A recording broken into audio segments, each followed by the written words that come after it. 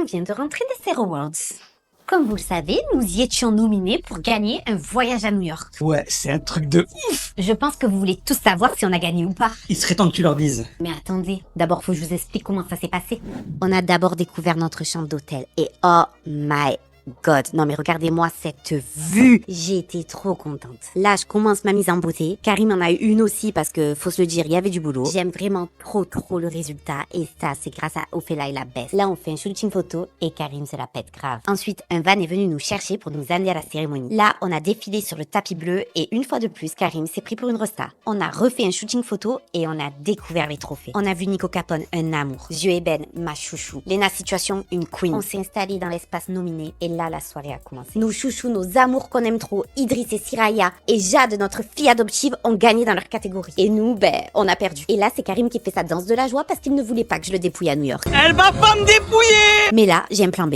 Le plan B, c'est que Sora ne veut pas payer le voyage quand même, à part si vous, la team, vous souhaitez nous voir à New York et que vous lui disiez en commentaire. De 1, je vais garder tout mon argent. Et de 2, jamais ils commenteront pour que je t'emmène là-bas. Toi et ton plan B là. On verra ça.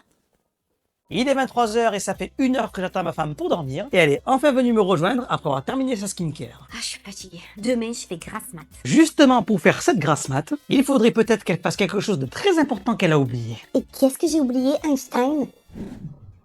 Éteindre la lumière. Oh lève-toi, toi. Moi, je suis fatiguée. Je lui rappelle que ça fait déjà 1 heure que je l'attends dans le lit et que c'est donc à elle d'éteindre cette lumière. Et elle me répond: Non, mais quel genre de goujat j'ai épousé? Non, mais avec tout ce que je fais au quotidien, tu peux pas faire ça pour moi. Je t'avertis, je ne me lèverai pas. Je suis fatiguée. Je te l'ai dit, tu vas éteindre la lumière. Parce que le chef ici, c'est moi. Là, sa dictature. Et pour finir de me convaincre d'éteindre cette lumière, elle me prend pour un imbécile en me faisant croire qu'elle dort déjà. Hein, quoi? Alors qu'elle me disait il y a 30 secondes que c'était elle la chienne. Bref, comme j'en ai marre de lutter, Ma parole que si je me lève pour éteindre cette lumière, personne ne dort dans cette baraque. je capitule et je vais éteindre cette lumière. Non mais oh, pris pour qui là?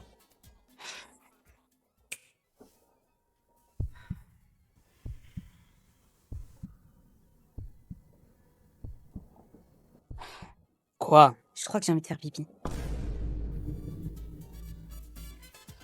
J'aime ma femme. Ma femme veut passer un dimanche à ne rien faire. Ma femme s'est levée avec une fatigue de malade mentale ce matin. On était de mariage hier et elle s'est enjaillée toute la nuit. Je suis trop crevée. Aujourd'hui, je fais rien. Même rien, je le fais pas.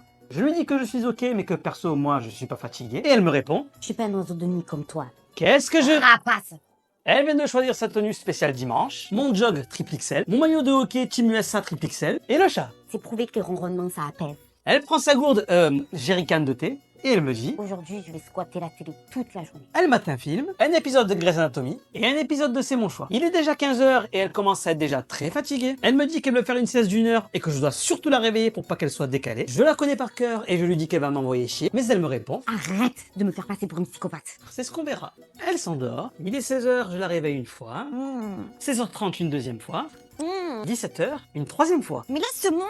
Elle se rendort. Tout ça pour vous dire qu'elle s'est réveillée à 21h, qu'elle est encore plus éclatée et fatiguée que ce matin, qu'elle m'engueule parce que c'est de ma faute de ne pas l'avoir réveillée, qu'elle a regardé Netflix toute la nuit parce qu'elle est complètement décalée, et qu'elle s'est levée lundi matin pour aller au taf encore plus fatiguée que la veille.